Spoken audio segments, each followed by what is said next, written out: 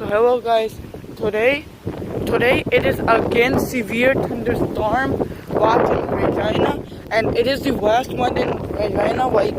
Today is August 26th, 2022.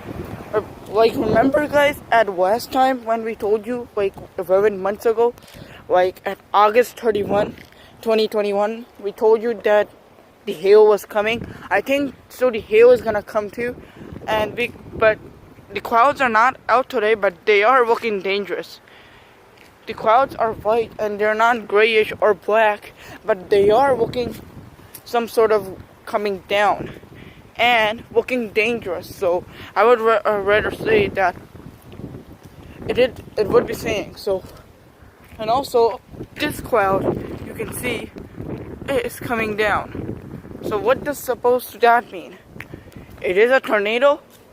Go to Google and search what's the weather in Regina, or either search what is the temperature in Regina. He would tell you, he would pronounce it that it is a severe thunderstorm watch.